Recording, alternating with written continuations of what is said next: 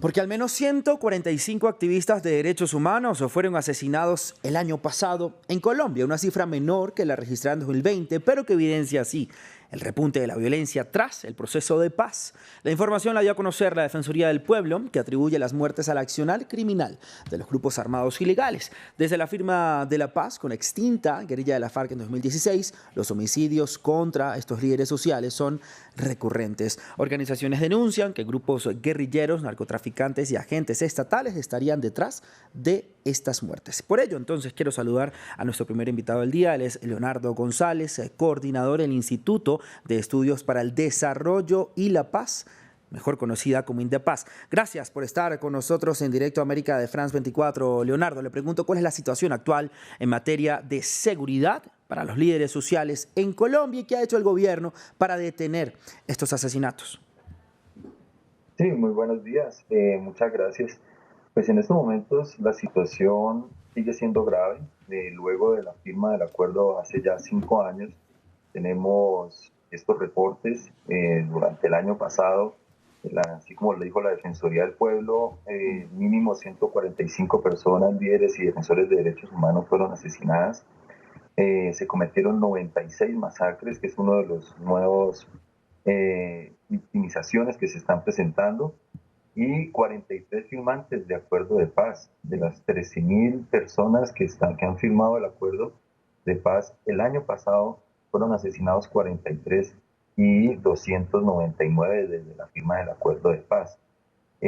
Aunque obviamente ha sido positivo, y siempre lo queremos recalcar, el índice de, de victimizaciones ha sido positivo de la firma del acuerdo de paz, ya que ha mermado en otro tipo de victimizaciones, como es el tema de secuestro, como es el tema de minas antipersona y demás, pero sí en el tema de líderes y masacres ha ido subiendo. Hablamos del problema, de cómo estalló este problema, Leonardo, pero ahora vamos al origen. ¿Cuál es el origen de estos nuevos hechos de violencia en el país? Son varios los orígenes, especialmente, primero, pues las diferentes conflictividades territoriales que se presentan.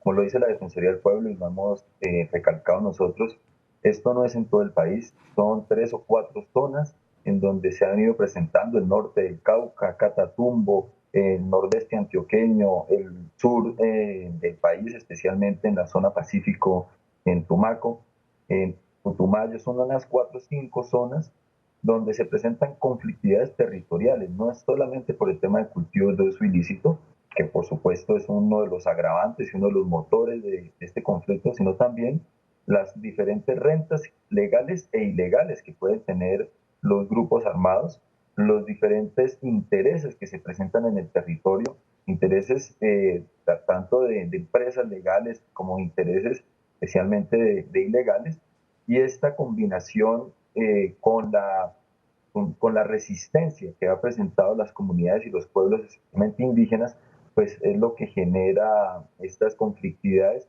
que se evidencian y se presentan en el asesinato de estos líderes.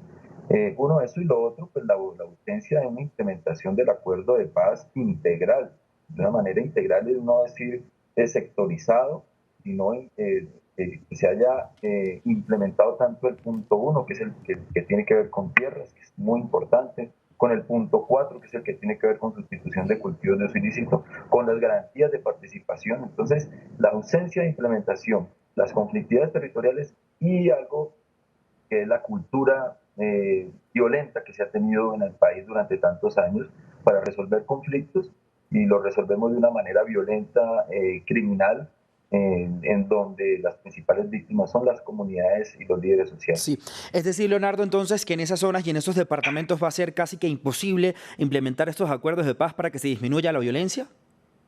Es posible siempre que haya una voluntad política.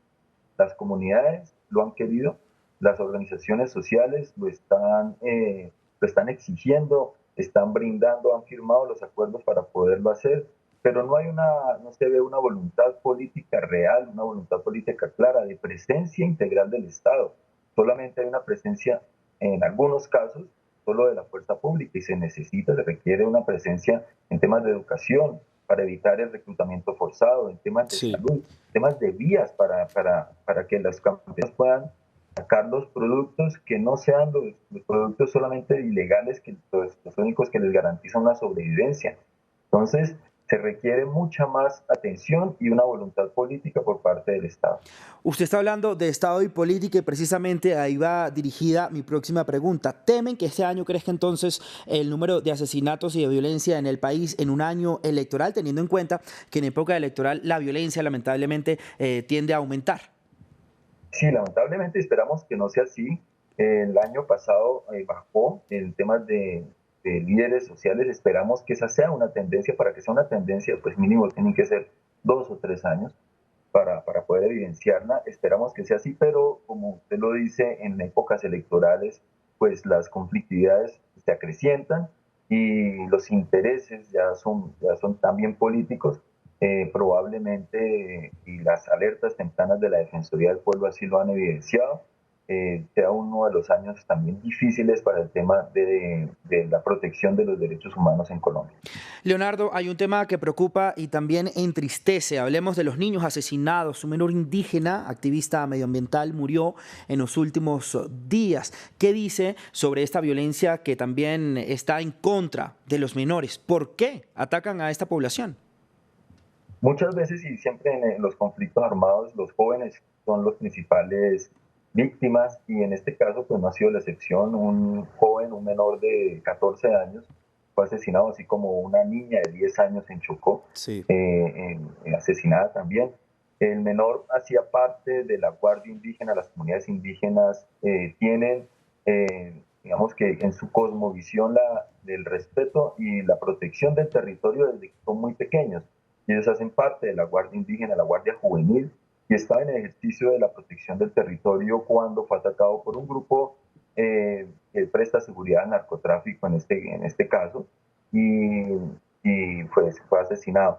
Es lamentable que han sido siempre los jóvenes los principales víctimas, no solamente por el reclutamiento forzado, sino porque son carne de cañón de estos grupos criminales que han venido haciendo presencia en los diferentes territorios.